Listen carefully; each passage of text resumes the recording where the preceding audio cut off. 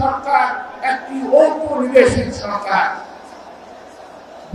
এই সরকারের মধ্যে যারা আছেন তাদের বেশিরভাগ অর্থাৎ প্রায় 90% এই দেশের নাগরিক নয়। ওনারা বলেন সংস্কার করবেন, সংস্কার করে নির্বাচন দেবেন। এই 9 মাসে যারা পারেন নাই, 9 বছরও পারবেন না, 90 বছরও পারবেন না। আপনাদের এই তারুণ্যের সমাবেশে উচ্ছ্বাস এবং যে একটা বার্তা, এই বার্তা আমাকে অত্যন্ত বেশি রকম আন্দোলিত করেছে।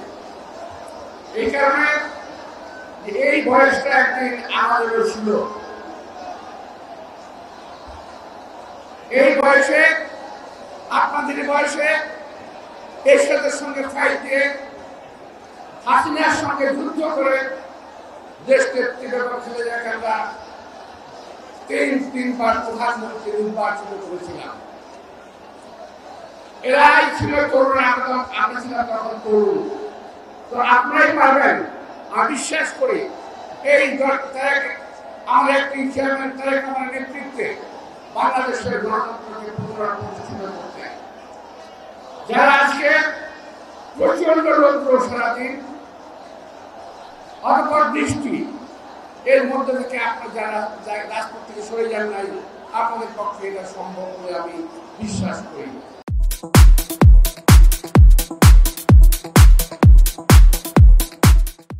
প্রিয় ভাইরা, আজকে এই দুরন্ত মাঝে কয়েকটি কথা আমি বলতে চাই যে এই যে সরকার, এই দেশের মানুষের আকাঙ্ক্ষিত একটি সরকার, এদেশের গণমানুষের আস্থার একটি সরকার ছিল। কথাটা একটু বুঝে নেন সাংবাদিক ভাইরা, আস্থার প্রতীক ছিল এই সরকার। কিন্তু এই 9 মাসের কার্যক্রমে এই সরকারের কাছ থেকে আমরা কিছু পাই নাই, শুধু পেয়েছি অবজ্ঞা। এই দেশের মানুষকে এই দেশের সরকার, এই সরকার অবজ্ঞা করছে। একটু খেয়াল করে দেখবেন, এই সরকারের মধ্যে যারা আছে, আমি বলি এই সরকার একটি ঔপনিবেশিক সরকার। এই সরকারের মধ্যে যারা আছেন তাদের বেশিরভাগ অর্থাৎ প্রায় 90% এই দেশের নাগরিক নয়। আন্দোলন করলে এই দেশের ছাত্র জনতা, আর কানে থেকে বলেছেন ওনারা, আমাদের ধারে থেকে বলেছেন। ওনারা বলেন সংস্কার করবেন, সংস্কার করে নির্বাচন দেবেন। এই 9 মাসে যারা পারেন নাই, 9 বছরও পারবেন না, 90 বছরও পারবেন না। সুতরাং এই দেশের জনগণের কাছে ক্ষমা চেয়ে আপনি দয়া করে একটা ব্যবস্থা নেন।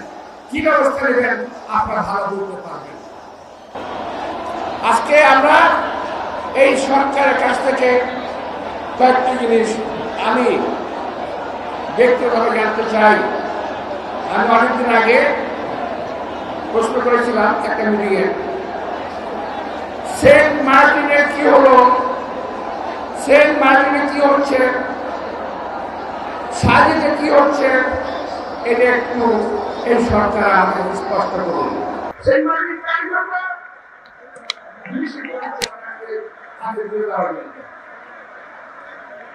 ভাইরা, এই তরুণ সমাজ, এই যুবক সমাজ যদি আমার কথা বুঝে থাকেন, একজন তরুণ বেঁচে থাকতে হলে বেঁচে থাকতো এই দেশের ভৌগোলিক অখণ্ডতা আমরা কখনো যুদ্ধ হতে দেব না।